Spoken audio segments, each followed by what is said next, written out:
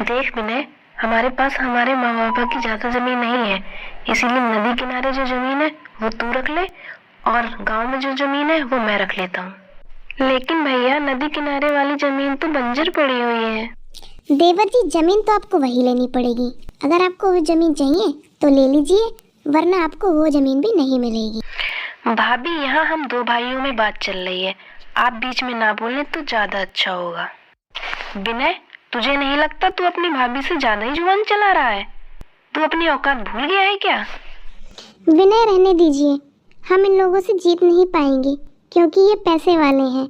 हमें ये लोग जो ज़मीन दे रहे हैं हम वही रख लेते हैं, वरना ये हमें वह ज़मीन भी नहीं देंगे। सुनीता की बात सुनकर अब मोहन चुप हो जाता है और इस तरह ज़मीन का बंटवारा हो जाता है। नदी के किनारे वाली बंजर ज़मीन विनय के हिस्से में आती है और अच्छी ज़मीन जिसमें फसलें काफ़ी अच्छी होती हैं वह महेश के हिस्से में आ जाती है। विनय, आप इस तरह क्या देख रहे हो? सुनीता, मैं देख रहा हूँ कि हमारी किस्मत भी हमारा साथ नहीं देती। देखो ना, जब तक माँ बाबा जिंदा थे तब तक सब कितना अच्छा चल रहा था। उनके जाने के बाद ही सब कुछ कितना खराब हो गया। अगर आज उनके रहते रहते जमीन का बंटवारा होता तो शायद महेश भैया हमारे साथ इतना बुरा नहीं करते। कोई बात नहीं विनय, भगवान के घर देर है अंधेर नहीं।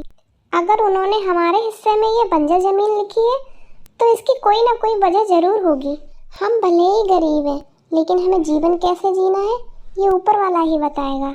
सुनीता की बात सुनकर विनय उसके गले लग जाता है और इस तरह दोनों मियाँ बीबी मिलकर इस बंजर जमीन पर अपनी छोटी सी झोपड़ी बनाते हैं।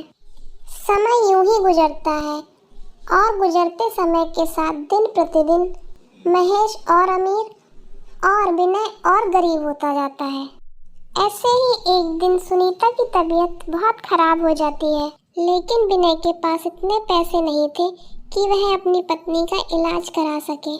सुनीता की हालत देख विनय अपने बड़े भाई महेश के पास जाता है और उसके सामने हाथ जोड़ते हुए उससे कहता है, भैया, सुनीता बहुत बीमार है। मेरे पास इतने पैसे नहीं है कि मैं उसका इलाज करा सकूं। मैं आपके पास बहुत उम्मीद से आया हूं। कृपया मुझे थोड़े पैसे दे दीजिए जिससे मैं सुनीता का इलाज करवा सकूं। गांव बसा नहीं और लुटेरे पहले आ गए। अरे तूने हमारे घर को पैसों का भंडार समझ रखा है क्या? यहाँ पर पैसों का पेड़ नहीं लगा है कि जब मन चाहा मुंह उठाकर चले आए। भाभी, प्लीज कृपा करके मेरी मदद कर दीजिए।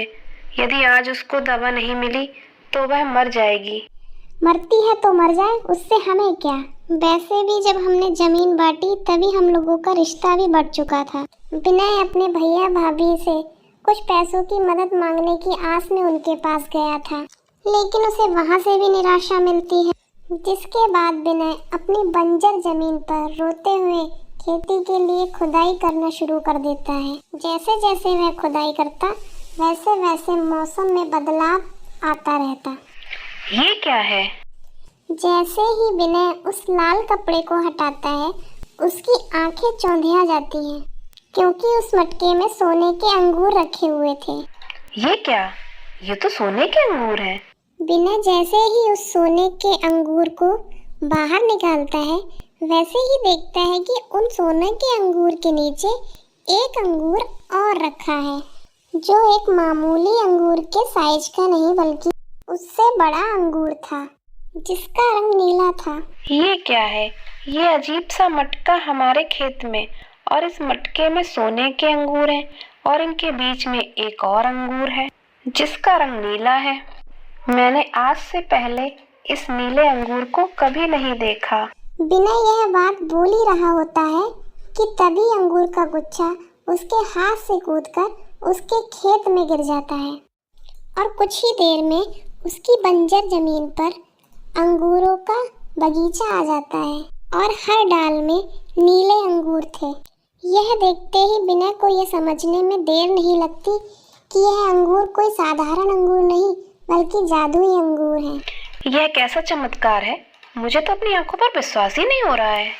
विनय, मैं कोई साधारण अंगूर नहीं बल्कि एक जादुई अंगूर हूँ। तुम बोल सकते हो, लेकिन भला एक अंगूर कैसे बोल सकता है? हाँ विनय, मैं बोल सकता हूँ, क्योंकि मैंने अभी तुम्हें बताया कि मैं कोई साधारण अंगूर नहीं हूँ, बल्कि एक जादुई अंगूर हूँ।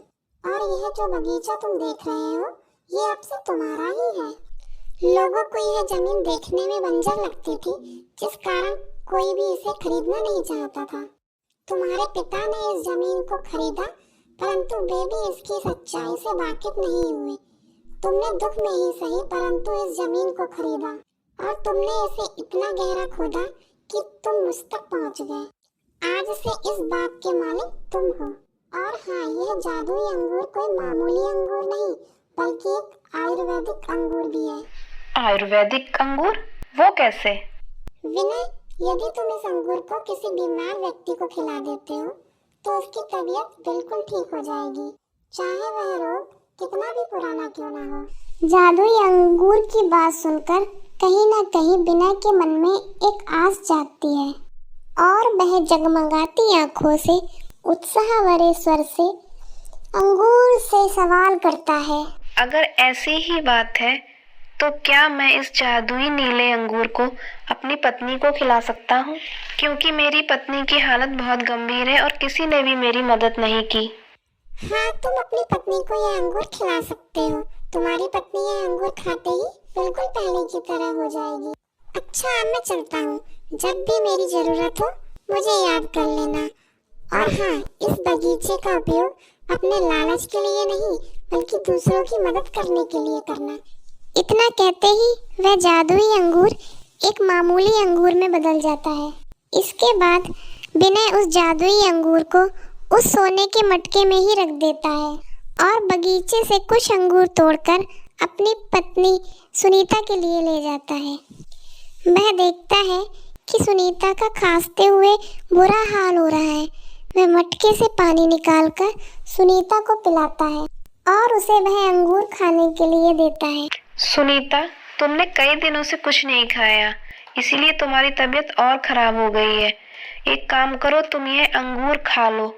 विनय, आप ये अंगूर कहाँ से लेके आए? कहीं आपने चोरी तो नहीं की? नहीं नहीं सुनीता, मैंने चोरी नहीं की, बल्कि इस तरह विनय सुनीता को सारी बात बताने लगता है कि किस तरह उसको वह जादुई अंगूर मिला। इससे पहले कि सुनीता कुछ बोलती, विनय उसे वह अंगूर खाने के लिए बोलता है। सुनीता, हम बाद में बात करेंगे, लेकिन उससे पहले तुम ये अंगूर को खा लो ताकि तुम ठीक हो सको। विनय की बात सुनकर सुनीता उस अंगूर को खा लेती है और कुछ ही देर में सुनीता बिल्कुल ठीक हो जाती है। यह देखकर विनय और सुनीता को विश्वास हो जाता है कि उनके पास कोई मामूली अंगूर नहीं, बल्कि जादुई अंगूर है।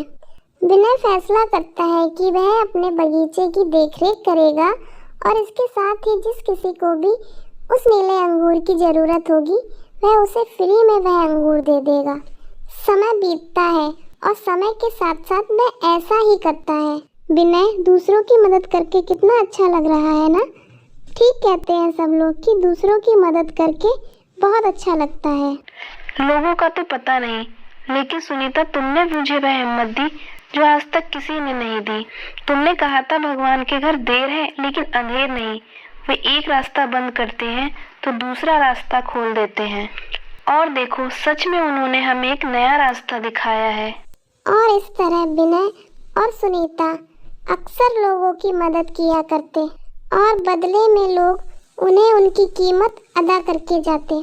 अब उनके जादुई अंगूर की खबर पूरे गांव में फैल चुकी थी। यह खबर विनय के भाई महेश तक भी पहुंचती है।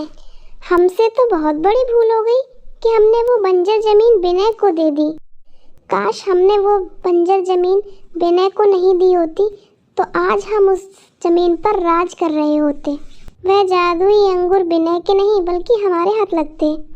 भाग्यवान, वह जमीन विनय के हिस्से में देने का मेरा नहीं बल्कि तुम्हारा ही फैसला था। मैं भी बड़ा मूर्ख किस्म का इंसान था, न जाने क्यों मैं तुम्हारी बातों में आ गया। महेश और सुहानी आपस में बात कर ही रहे होते हैं कि तभी उनका बेटा पिंटू पेट में दर्द के कारण उनके पास आता है। माँ, पापा, मेरे पेट में बहुत दर्द हो रहा है। ऐसा लग रहा है मैं बचूंगा नहीं। बेटा, तू कैसी बात कर रहा है? अभी तेरी उम्र क्या हुई है जो तू इस तरह की बात कर रहा है? माँ, मैं यह बात बोल ही रहा होता है कि तभी पिंटू को उल्टियां होने लगती हैं और अपने बेटे की इतनी गंभीर हालत देखकर सुहानी और महेश को विनय की जादुई अंगूर की याद आती है और वह अपने बेटे के लिए दौड़ते हुए विनय के पास जाते हैं और उसके पैर में गिरकर गिड़गिड़ाते हुए कहते हैं, मेरे छोटे भाई, मुझे माफ कर देना। मैंने ना जाने तुझ पर कितने जुल्म किए हैं। मैंने तुझे दूर इसलिए किया क्योंकि मैं नहीं चाहता था कि माँ बाबा की जमीन में तेरा कोई हिस्सा हो। लेकिन देख, मुझे मेरे किए का फल मिल गया। मेरे बेटे की बहुत ज्यादा तबीयत खराब है विनय, मेरे बेटे को बचा ले। हाँ देवर जी, मेरे बेटे की जान बचा लो। मैं जानती हूँ जब आप लोगों को मेरी जरूरत पड़ी थी तब हमने आपकी मदद नहीं की थी, लेकिन मैं यह भी जानती हूँ कि आप हमारी तरह नहीं हैं। मैं आपके आगे हाथ जोड़ती हूँ, आपके पैर पड़ती हूँ, प्लीज़ मेरे बेटे को बचा लीजिए। अपने भैया और भाभी की ऐसी हालत देखकर विनय दौड़ते हुए अपने बगीचे में जाता है और कुछ अंगूर लाकर अपने भतीजे पिंटू को खिला देता है। कुछ ही देर में पिंटू बिल्कुल ठीक हो जाता है। यह देख महेश और सुहानी को अपने किए पर बहुत पछतावा होता है। उन दोनों को पछतावा करता देख विनय और सुनीता उन्हें माफ कर देते हैं और इस तरह सब कुछ ठीक हो जाता है।